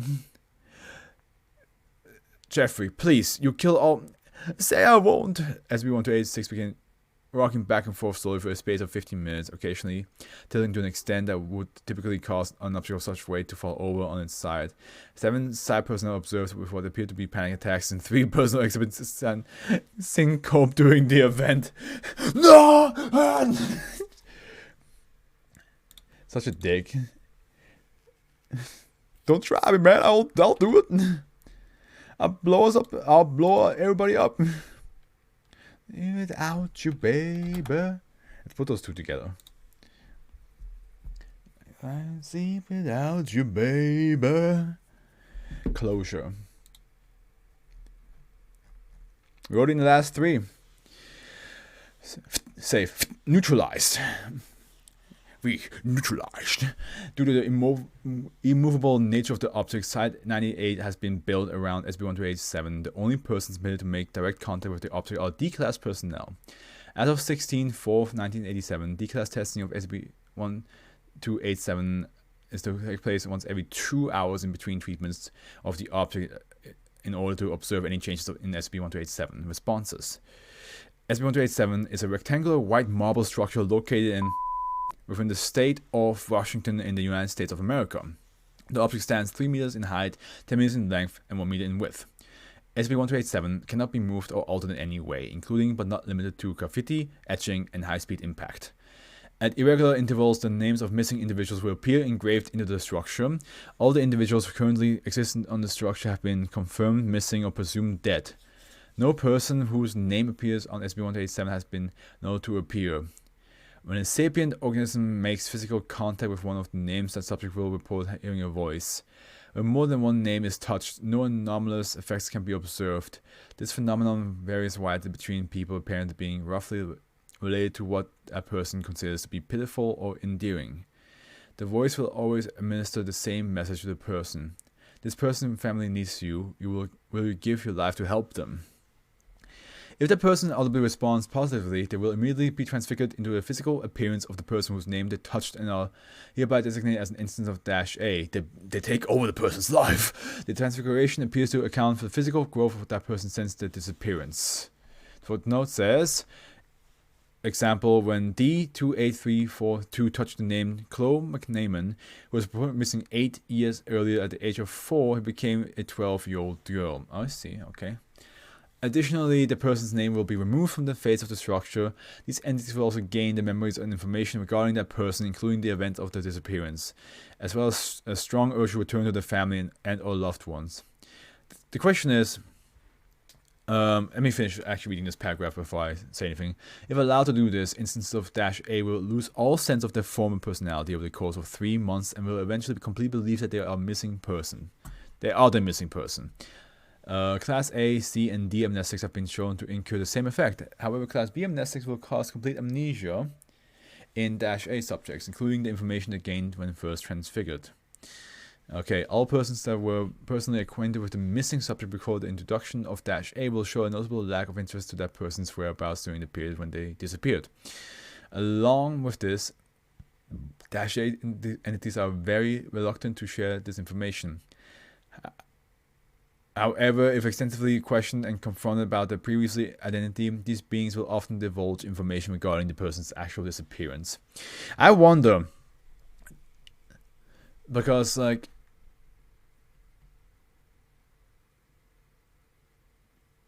it has names of people that disappeared, right? What if somebody became that person? Is then the actual person that disappeared do they vanish? Or do they still exist? And then, if that's the case, what happens if the person that was gone finds a way to come back home? Then, wouldn't the family be confused that there's two of the same people? Which reminds me of the one docu-series where a man tried to pretend to be the lost child of a family. And the documentary is very interesting because people are the family accepted the man, even though there's mixed opinion. Half the family were like, no, he definitely looked like our son, and the other half was like, no, he definitely looked different. But then you also it also made you think why did they accept a stranger into the family? And it was all this conspiracy theory that maybe they killed the original son themselves and now are doing this just to save keep a secret and save face. It's very fascinating because it's so bizarre. Because you have this man who pretends to be a lost child. You have the family who accepted this man to be the lost child. Half of the family says, yeah, he clearly looked like our child, and the other half says, no, he didn't. And then you have this the police who actually is looking for the lost child, being there's a chance that they might kill him, or something killed him, and they don't want to admit it, so on and so forth. There's it's such a fascinating doc because it's just bizarre, and of course it takes place in the USA. So.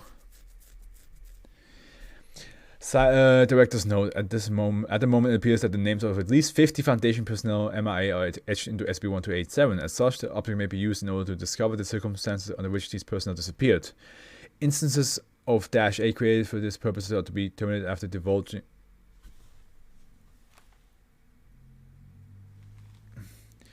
Further research regard divulging the relevant information. Site director alone. And yeah, I mean, you can, if you don't want the D class anymore and you want your colleague back, you can do that. On the 16th, 4th, 1987, approximately 2 months after foundation containment of SB 187, the anomaly began exhibiting delayed reaction to subjects touching the engraved names. Further research regarding SB 187 is ongoing to discover the source of this. On the 16th 1987 at approximately 1500 hours, all names etched into SCP-1287 spontaneously disappeared and the object ceased displaying anomalous properties. At this point, the structure was vulnerable to damage and alteration, as shown through the accidental damage caused when it fell off on the transport vehicle during its transfer to analysis Site 53 for the final examination of possible still existent effects. The object shattered when it fell, revealing a deceased male human within. This subject appeared to have died at a time corresponding to the cessation of SCP-1287 effects. Furthermore, subsequent autopsy of the individual revealed the neurological structure often possessed by Type Red Level 5 reality benders. Both the remains of SCP-1287 and the body have been sent to analysis Site 53 for final examination. Addendum Omega. Analysis of the body found within SCP-1287 has found that the subject died from a combination of dehydration and starvation. Foundation personnel were also able to positively identify the man as a benefactor who had often founded and raised money for missing persons program, who had supposedly died 7 years earlier. Additionally, Foundation investigation of the remains of SCP-1287 reveal a message written on the interior of the structure, which read, "I can feel that even my own power isn't going to keep me afloat for much longer. I never thought that it would end. I thought I was invulnerable, but it doesn't matter. Those people's families are happy now. I did my part." Okay.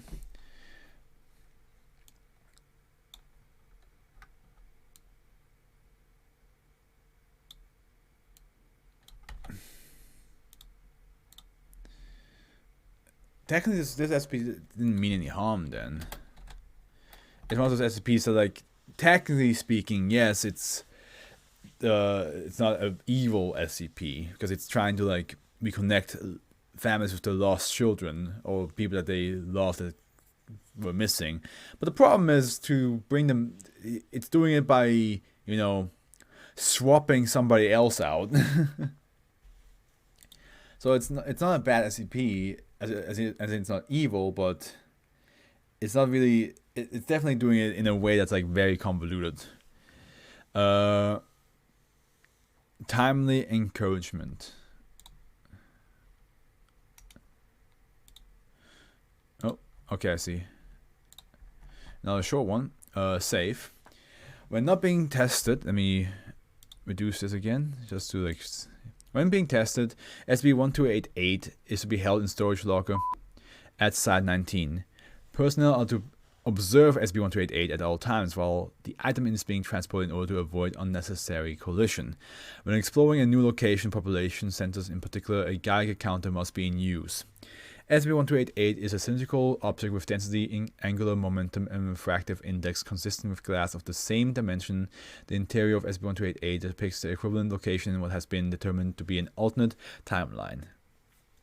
Believed to have diverged from our own in approximately the late 14th to early 15th century, the world that is depicted is frozen in a single moment, with astronomical observation from multiple locations indicate that as the winter solstice of 2012 at approximately 6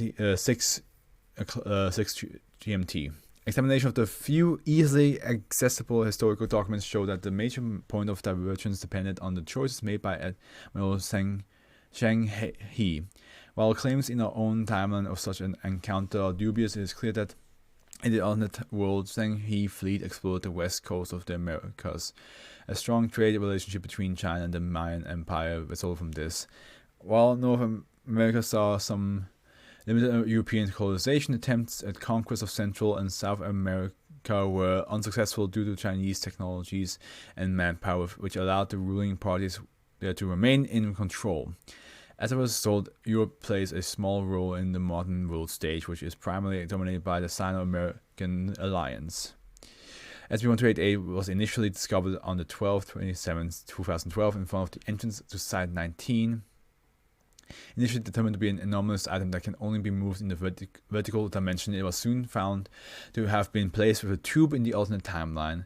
When SCP-1288 was removed from the tube, a plaque could be seen through it, clearly indicating that the item was intended to be found by the Foundation personnel. further document A for details of plaque. Jade, how's it going with the finding references and sketching? Because we were nearly done in my stream, so I'm just going to ask now. Site 19. A rough replica of Site 19 is found at the location with both above ground and underground structures, partially constructed and excavated respectively. Plaques are located at a number of containment objects, providing notes on how a containment breach may occur so that maximum casualties will be suffered. Rough. Yeah, that's fine. Manhattan Island, USA. I mean, you can look at my like emotes if you need some like help with how like chibi me looks like. I can send you like the files, like how the emotes look like, so you can have them in big form. Of course, they're only from the body up; they're not full body. But yeah, if that helps.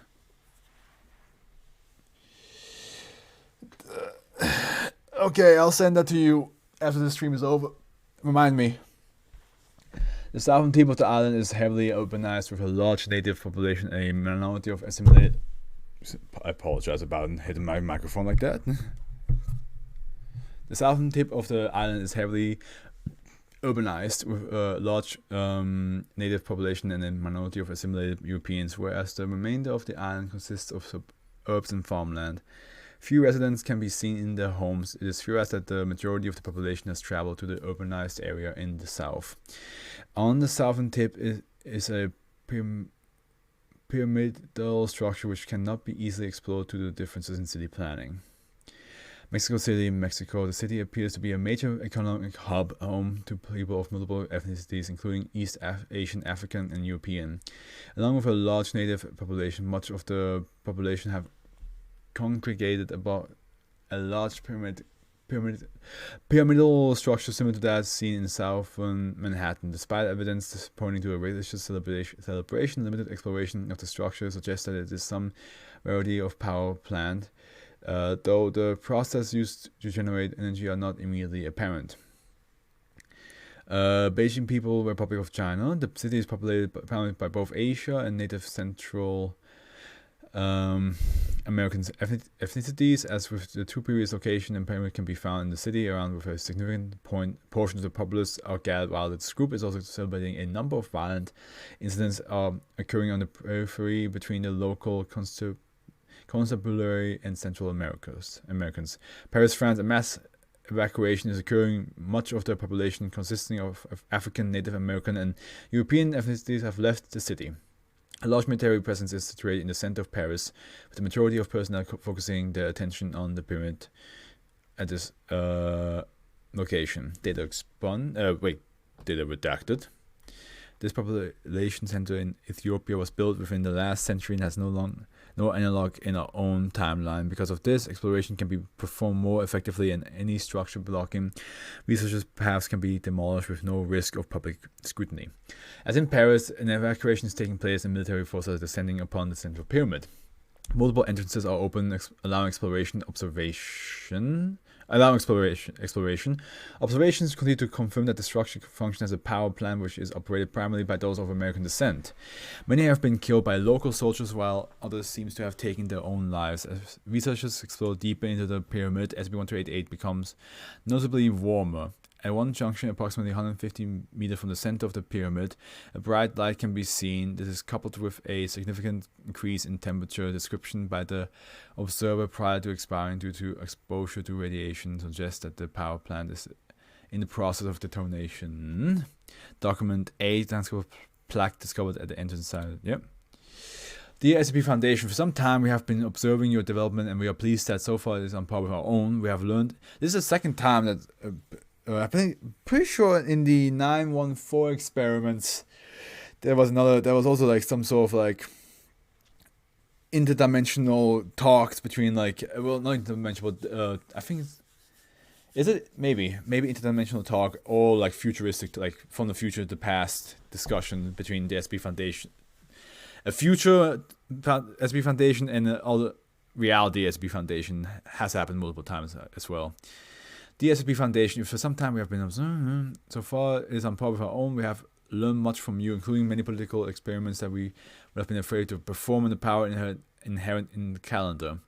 How have you concluded that the end of the calendar is significant at the end of all things? We cannot be sure. Before we saw you, we thought it only to tell the passing of seasons and kings. Your reckoning of time inspired us and urged us to take action. We have left you this record to show you how we succeeded. For 100 years we have only waited for the end to come. From this we conclude that we must instead bring it about. Please study it so that you might properly plan it the next 1,000 years. We await you on the other side of the glorious end. Sincerely. Okay.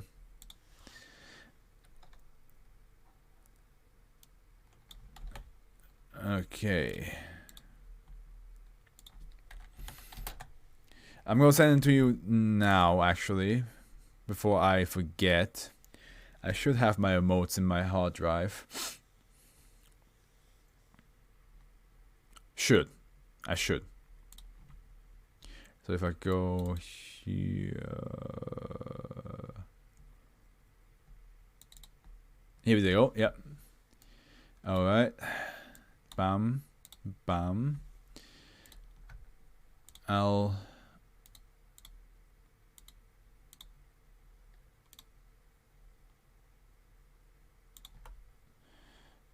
Yeah, Seabass. Hydrate. Okay. I'll get something to hydrate real quick. Just gotta send something to my friend. There you go. Sending you 10.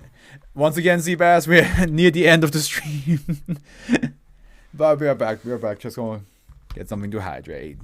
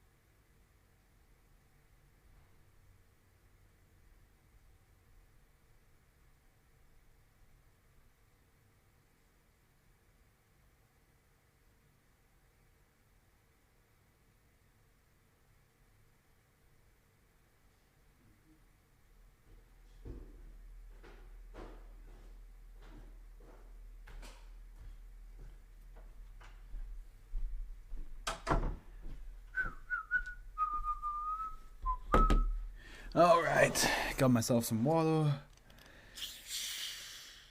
Very tired, so we'll be looking. Gotcha. Thanks for the look.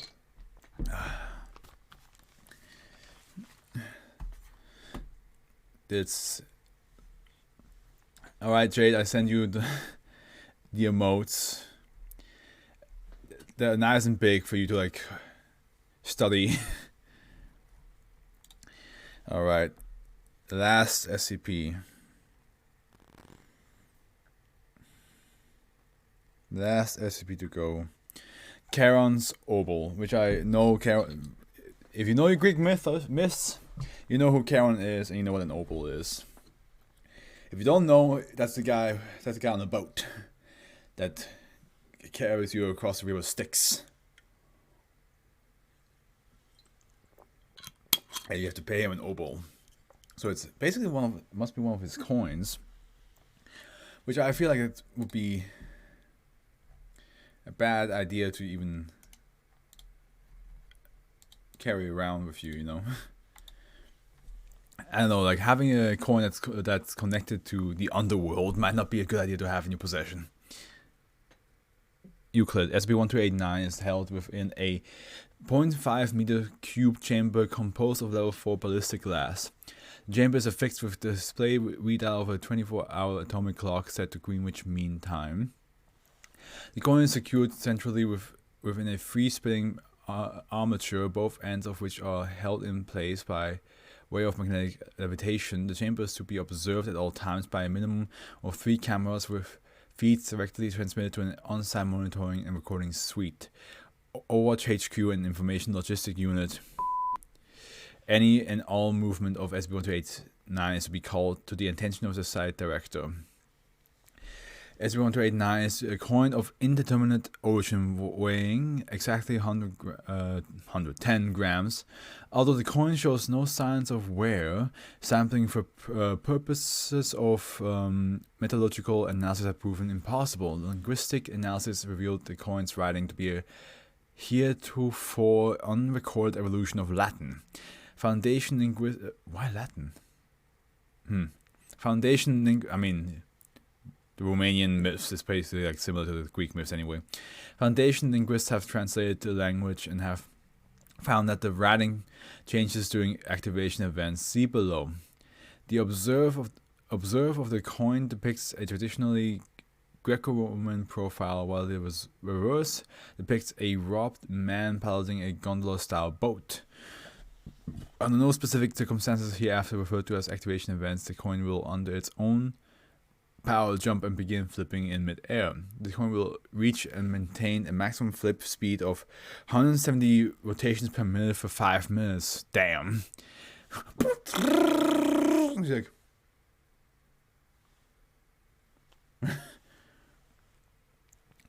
No effect. Measurements consistent in every event. No effective means to restrain the coin from activating has been found. When pinned in case or otherwise restrained from jumping, the coin will pulverize any material interfering with while flipping. Oh boy. you gotta keep flipping, bro. If you want to keep those hands.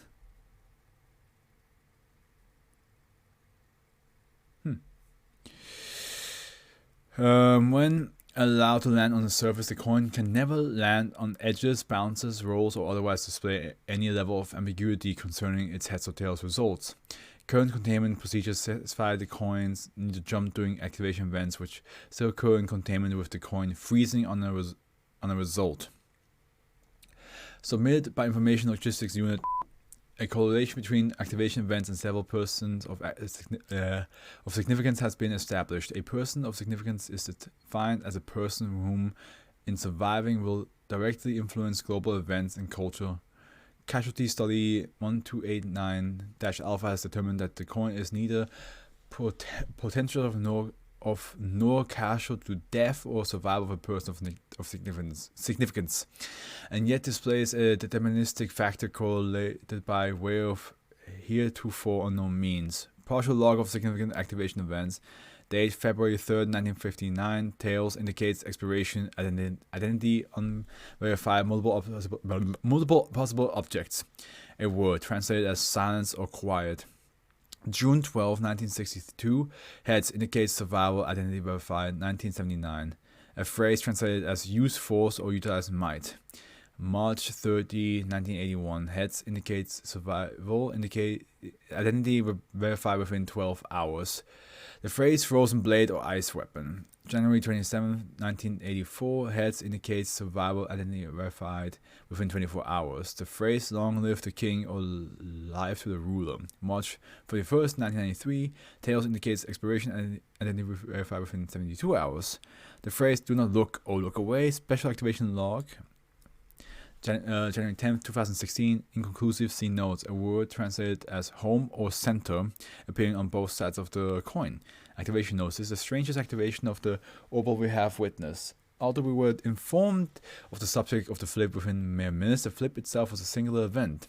The coin spun in its housing as usual. However, when the usual freeze event occurred, the opal was facing as if on edge, and identical writing was recorded from both sides. This is the first and only truly ambiguous result that an opal has expressed. I'm forced to wonder if this coin knows more than it usually provides. Dr. G. Mains, Director Information Logistics Unit. And we're done. That was the last one. And I would say, where's my phone? Because I need my, there it is.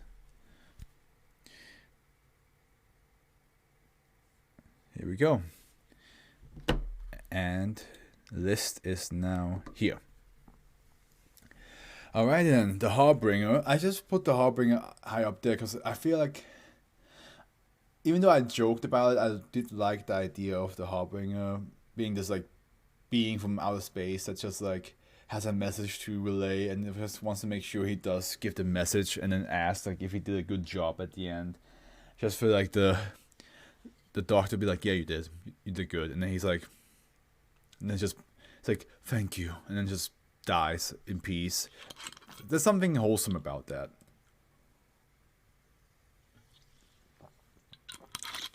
The moon's child bride, on the other hand, is definitely not wholesome.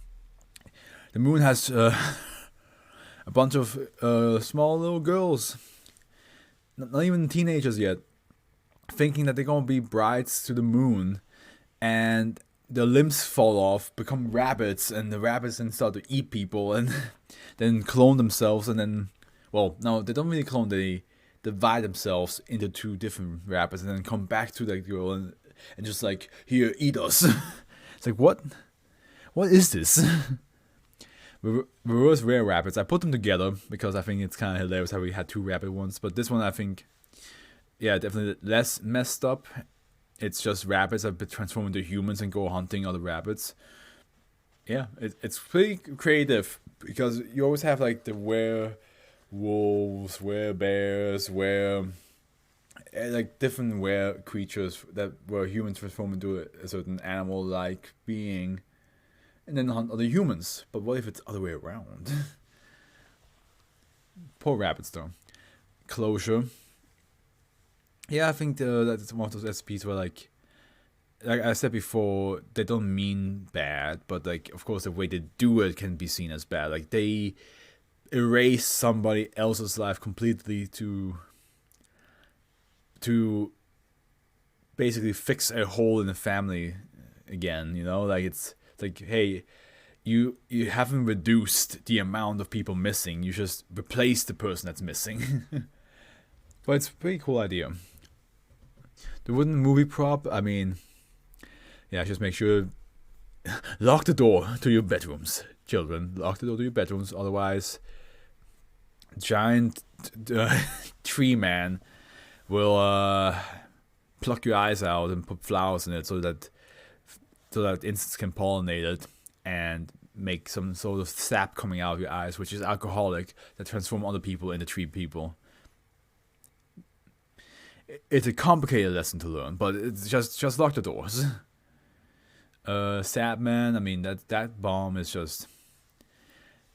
The bomb is one of those like guys that always is like, I swear to God, I'll fucking do it, but he never does. He just never does. And you just like, yeah, we get it, You think you're tough. You think you're tough. It's fine. There's no need for all this. Karen's Orbital, I think that I find it more fascinating the fact that like it spins for 5 minutes in the air, pretty rapidly too, 170 spins per minute, right? Which means it spins triple the like per second. It spins 3 times at least, and it's just in the air like, and you just can't touch it. You just have to leave it at that. Radio panic. Yep, whatever you hear in the radio, do not believe it, even if it sounds like it's from somebody that you know. Although in this case, do believe it because it actually does happen, because that's what happened with the guy at the end. He didn't kill the doctor, so a breach happened. Nematodes, yeah, fucking hookworms, man. It's just don't like them. Don't need to be near any of them. Don't want to see any of them. I'm good, thank you very much. And time and encouragement. Yeah. Once again, some bit of interdimensional travel and seeing like how the world can be different. Okay. Alright guys. We finished SB 128 and well the 1280s. We finished those today. Next weekend we will read the 1290s, but not the 1300 because I'm going to be in Ibiza for my birthday and probably won't stream for the week once I'm there. So like from that Sunday to next Sunday, I probably won't stream. We'll stream like next Wednesday or something. So this week will be the last week of stream before I have like basically a week break, and then we'll be back. So Wednesday we're gonna have some more played up with the Turkey franchise. Thursday and Friday we will have some more Hollow Knight, and Saturday we will have SCP. Sunday we will not. Which, Jade, now that I think about it, since I won't have SCP reading on next Sunday, and I won't have SCP reading for the next Saturday and Sunday, I would really prefer if we can get those chibis then done for the week after that. So let me get the calendar open. So the 5th is when I won't be doing a stream for SCP reading. And the 11th and 12th I won't either. But for the 18th of February, I would like. Actually, wait, I'm back on the 10th. No, that's not enough time. Then that's like that would cut you a week too short. Not only a week, that would cut you a weekend. That would cut you a week and. You will only have a week and 5 days for that. No, I'm not gonna do that to you. I mean, if you get it done in that amount of time, that would be great. But I'm not gonna do that to you. Just, you know what? I'm just I'm just gonna do a week break. I was just gonna do a week break from the 6th to the 12th, because that's when the majority of the days I'm not around. And then for the 18th, I would like for the art commission to be done. That way you have 1 week, 2 weeks, 2 weeks and 5 days, which is basically like the same amount of time similar amount of time as I was saying before. But I'm not gonna cut it short by a week. That would be unfair. So yeah. But then yes, this stream I will still do the same thing. I will upload it in bulk. Well, not in bulk, the whole thing.